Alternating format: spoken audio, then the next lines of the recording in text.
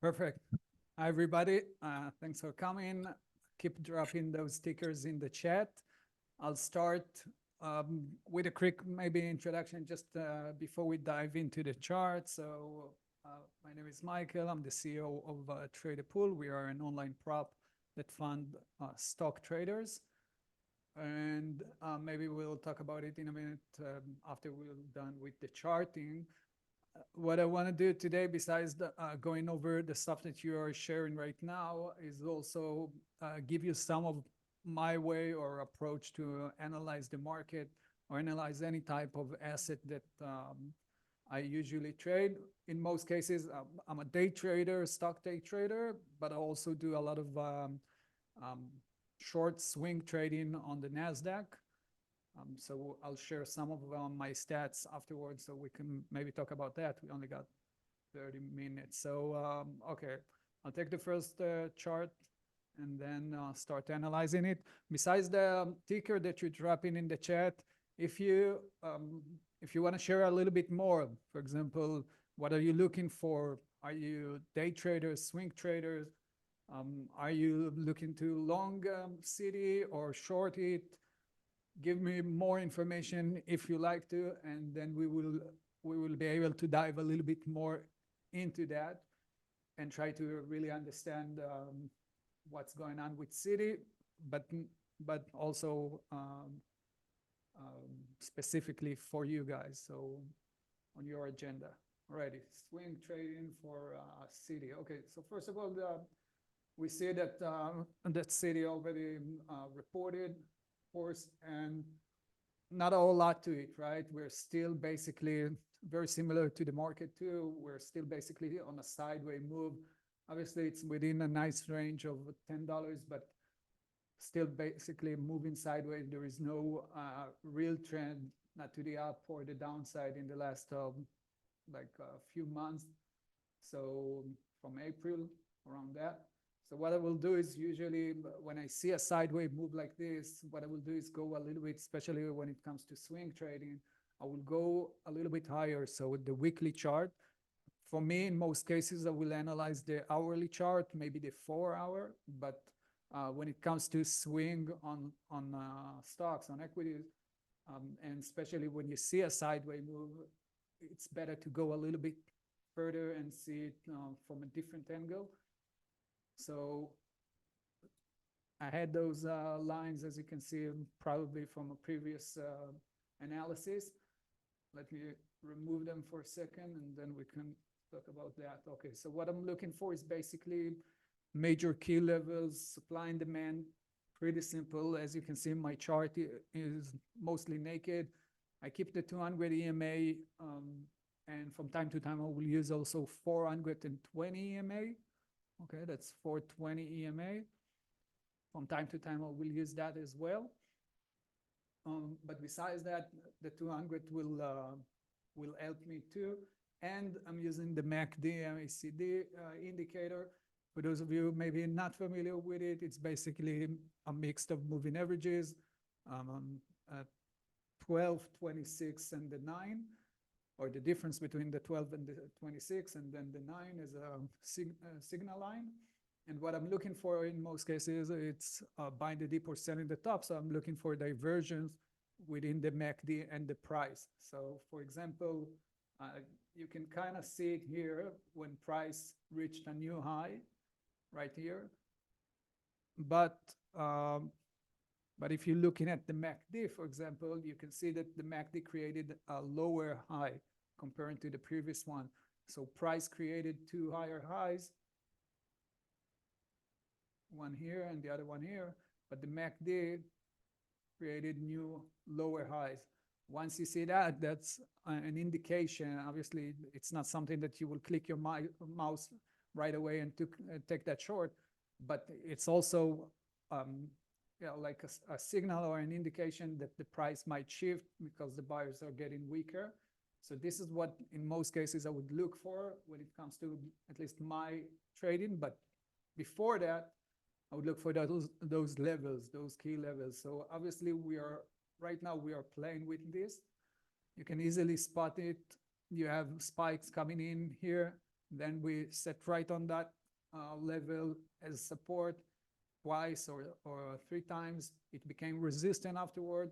And then just a few weeks ago, it became resistant again. And 2 weeks ago, a week and a half ago, we reached that as well. So when looking at city for, again, swing trading, currently the best option is to wait, in my opinion at least, until we see that break. So we want to see it break through the resistance level, retesting it, and then look for the upside on city, right? So we got to see it break through that resistance, because otherwise we are still within that seller pressure, and that could easily become a negative or a push to the downside. So for a long, at least, position, I would look to break that, retest it, and then continue to the upside, probably all the way to the 75 area, because that's the next resistance level, right? You can mark this area right here. So it's between like 75, 74, 75 area. So that will be my play on city. If I'm looking to buy it, you can easily spot the MACD that's starting to create that negative divergence, as we just talked about it here. Look at what we're seeing right now. The price is trying to rise, but the MACD is very low here comparing to where the price is. So what you can expect to see is that the price will push higher. The MACD won't make a new high, so it won't break through that previous high. It will go, let's say, all the way to here. And then you will see two higher lows comparing to the price that will continue maybe to that 75 area. And then you will see basically that the negative diversion. So price is rising up, reaching that resistance level. MACD not able to break through that previous high. And then is where you want to, first of all, exit that trade, but also maybe try to take the other side and go short.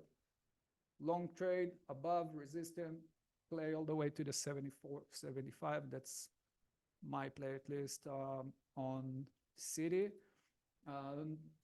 Maybe dropping down in most cases. If it wasn't sideways move, I would drop down to a lower time frame, like I said, an hourly chart, and try to find those resistance levels on this area, on this interval. But just because we are doing that sideways move, I'm happy to go to a higher time frame just to give myself more confirmation or conviction that my idea is right. PAVE, daily chart, just to see what's going on. You can easily see from $10 all the way to 40, a crazy move in the last few years. And we are, is it all-time high? At least 10 years. Is it 20? Yeah, all-time high. And that's interesting because, first of all, in most cases, when you see a stock like this, a move like this in a few years, and again, not consolidating, I wouldn't try to go long, especially after that move and after we already broke through that sideways move, consolidated move that we have between the 40 to the 35.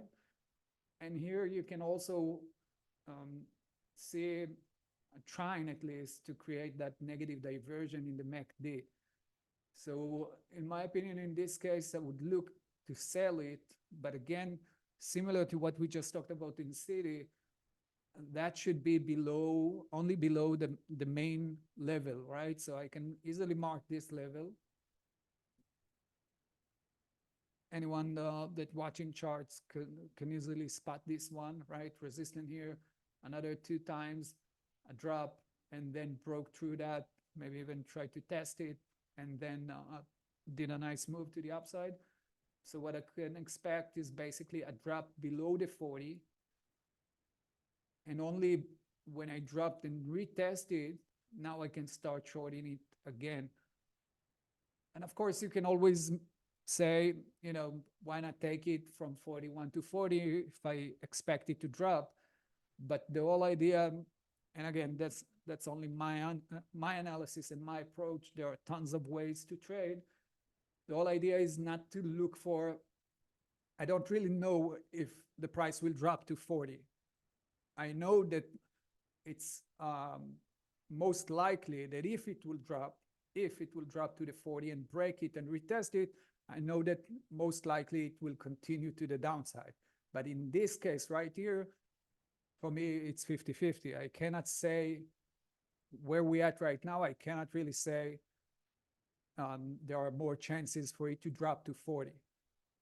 This is where I have more conviction and I can understand that the price should continue to decline.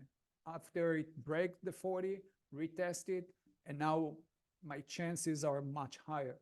And in a minute, I'll show you my dashboard, my trading dashboard, and you will see basically the progress on my account. And you will be able to see that as a trader, I'm more into higher success rate.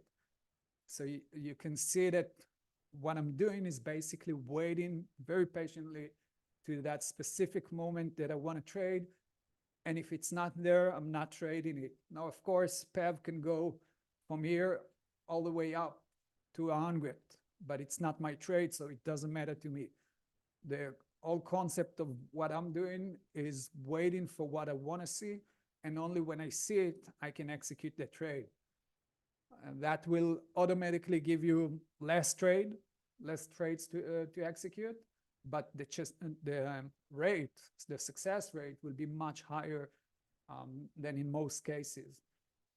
So that's what I'm looking at on PEV. And again, that's our daily chart. If you drop into an hourly chart, you might be able to trade it just a little bit more, or find another trade. For example, you can see this resistance on the hourly chart, or support resistance that became support. This whole area between the 41 to 41.50. So in this case, and you got the 200 EMA that played nicely today. So one option will be a drop below this support resistance level, retesting the 200 EMA and also this area, and then try to find that short to the $40, right? So that will be a quick swing, of course, maybe a day, 2 days, if it will start the move. But again, I'm not looking to enter right now. If I would look to short it, it will be only after a conviction, after I saw that the drop been made below the 41, retest it, and then only then short it all the way to the 40. So, and another thing that can increase my chances here, look at the MACD again. The price of the MACD or the move of the MACD became much more aggressive to the upside, right? But the market, or PEV in this case, the price is moving sideways. So you can expect that the price would like to create this positive divergence, meaning if the price will drop down, right? Let's try to mark it. Okay, so if the price, this is one, let's see. Okay. So this is one low, right? And the MACD here is at the low, but already created a nice move to the upside while the price didn't do that. So what you can expect is that the price will drop to try to create this positive diversion, okay? So price will create a new low, and then when the MACD will drop, it won't break the low, the previous low of the MACD. It will stay somewhere around this area. And then you will have a positive diversion, meaning the price will try to shift back up.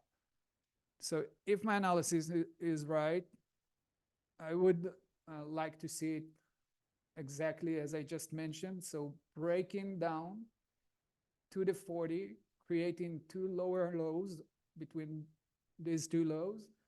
MACD is dropping down, but creating this area like here, two higher lows, right? And then on this area, you can maybe try to buy it again on an intraday level. So try to take a quick move here if it's not swing. But generally speaking, the negative side looks more promising to me. Again, only if we will create those moves. So breaking that 41 and then later on breaking the 40, retesting it, and then continue to the downside. Again, it all depends on what you're looking for and the timeline that you want to trade. Are you looking to day trade it or swing? And if so, for swing, so how long? Are you looking to short swings, like a day, 2 days, 3 days, or a few months ahead? So, of course, everything can change according to that. But that's the scenario I would look for if I traded PEV. DBX, that's a nice one to look at. Okay, of course, we had that huge gap before a couple months ago at the beginning of the year. We saw the drop again, sideways move. Kind of hard to play when you see a sideways move. You want to see that either if you're buying the dip or selling the top, you want to enter obviously at the bottom or the top. But when you want to use a trend following system, you actually need to get yourself out of a sideways move. And like I said, from time to time, you won't have that trade. You look at a stock, you want to trade it, but you don't have a trade. So that's it. You cannot enter. So that's an interesting one to analyze because we have this area right here, the resistance or basically the sideways that we had around October 2023. And also this sideways move at the beginning throughout the year, basically 2024. Right now, first thing that comes in mind is marking this level at around 28 area. And again, as you can see, I'm not aiming for a specific price, like on the dot. I'm actually looking to mark an area so I can, once I'm entering a trade, I'm always scaling into it. So I'm not clicking the mouse key and going all in. I'm building my position, accumulating the position. And this is why I want to mark an area and not a specific price, because the price can easily play, like exactly as you can see here, a lot of wicks, a lot of stop hunting. So if you previously marked a specific area right here, you would probably stop out here. But if you mark the area and scale into the position, maybe you would be able to hold your position even though the price went against you because you only entered with a smaller chunk at the beginning. And this is, by the way, for those of you who want to learn a little bit more about risk management, there is a video that I made on our YouTube, Timing Research YouTube, called Risk Management. I think that could work for a lot of the traders, day traders or swing traders, and it doesn't matter if you trade in stocks or Forex futures. The concept is the same about scaling in and scaling out of your position and how much to risk and all of those things. So it's on the YouTube of Timing and Research. Okay, so marking the first level right here. Besides that, of course, you do have this gap that you can also mark. So this area of the 28, again, it's the same area, like $1 difference between them. And below, it's kind of rusty. You can see a lot of choppiness, right? Because that already dropped below. So that should be between the 22 all the way to 21, and even a little bit below it to this gap right here. So I'll mark this area as well. Those are the two, basically those two, the 28, 29, and the 21, 22. Those are the two main areas that you really want to execute your trade. Of course, you can trade within this range, but the higher success rate and the better trades will be here. The simple answer for that, why, is because this is where the liquidity is waiting for the market before clicking the mouse key, big players that will start either buying or selling. Those are the two main areas. like I said, you can play around it and create great trades, maybe a little bit with a lower time frame, for example, an hourly chart. But looking at the daily chart, those are the two main areas you want to focus on when it comes to really executing a good trade. So dive in a little bit deeper. You can see a nice diversion here in the MACD as well, right? Two highs, two higher lows, or two lower highs in the MACD. And we did started to push a little bit to the downside. The only thing that I'm missing in order to enter to a short position, the only thing that I'm missing is a major resistance. Obviously, price will start fluctuating and move within a range, within a major level, as I mentioned before. So in this case, if I'm shorting it from this area, just because the price reached negative diversion, it won't really make sense. What I would look for is, again, more confirmation. So that could be from this area right here. Okay, so around the 24 area, 24 something, 24.50. If the price will break that area, that will give me more confirmation that the price should continue to decline. And basically the same concept will be here as well as we talked about in PAVE and City. A drop, a retest, and then you got plenty of room to the downside all the way to the 22 area. So that's a play I would happily take. Again, this is not, it doesn't really mean that this is exactly what we're going to see. It may be from here, we'll push all the way high to the 29. That's fine. And I basically missed that trade. But my idea is just to wait to enter only when I see the right setup that I want to see. Otherwise, I don't really care if it will go all the way to 200. As long as it's not within my plan, it's not my trade, and I don't care. I'm not even looking or thinking of it. So one trade could be breaking, retesting, dropping to the 22s, or the other option that I gotta say I prefer to see is actually pushing all the way up to the 28, 29, and then look for the downside to short it, probably all the way to this area of the 25, 24. So there might be a chance for a push to the upside, but I would wait until I reach those areas to try to short it and not go long in this case. Hey, the US, let's see that.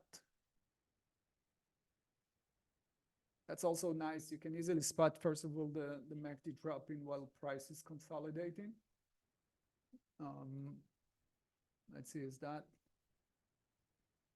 all-time high? Interesting. Again, going once I see consolidation, in most cases, you can go to the weekly chart that just to get a better idea. You can spot the first level here, right?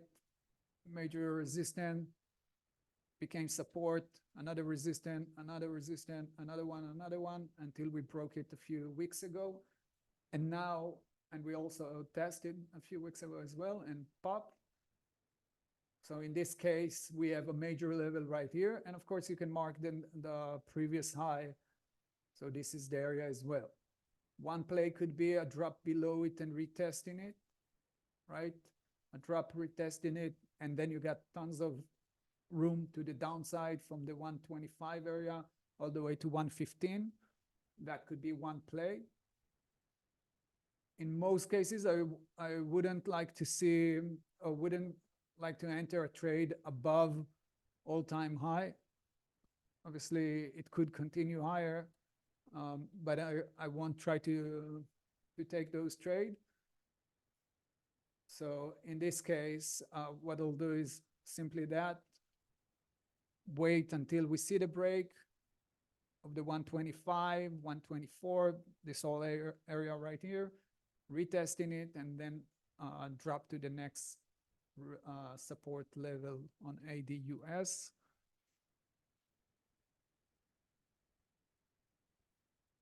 And let's see, CIBR. David, 30 minutes gone super fast. Yeah, it's almost done already. Yeah.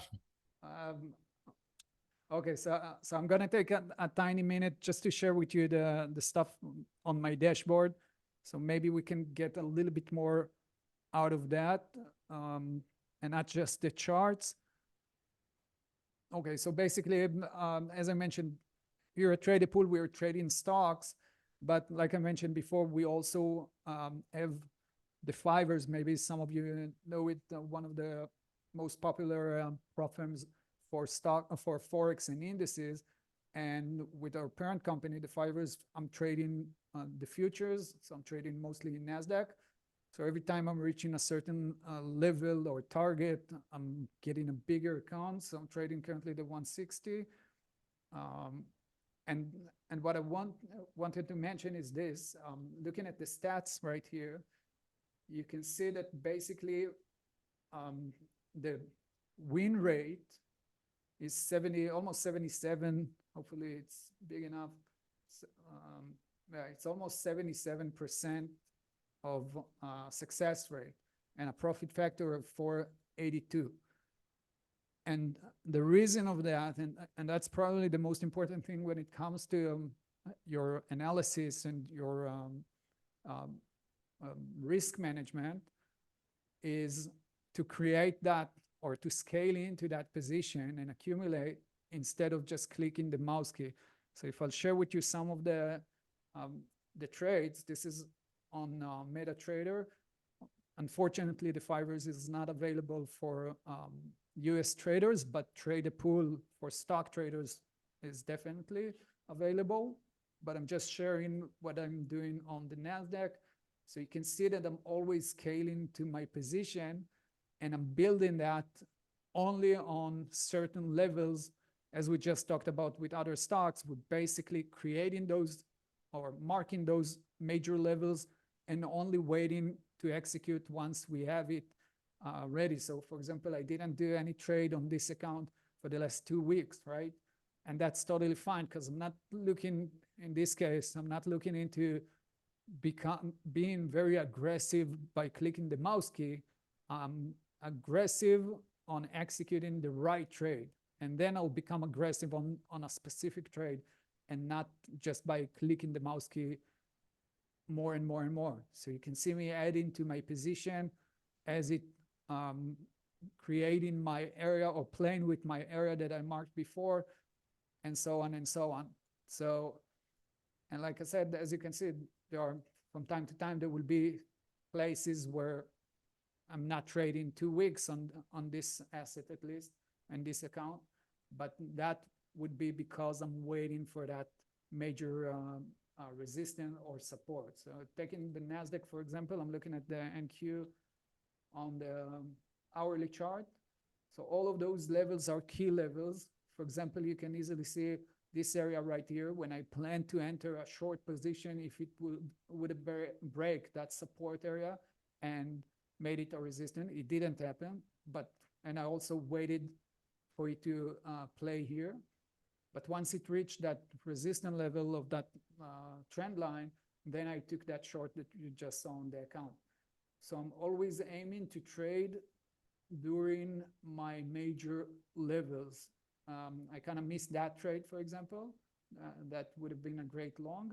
But besides that, the next resistance that I'm looking for is this one on the NASDAQ, between the 20,750 all the way to 2,800.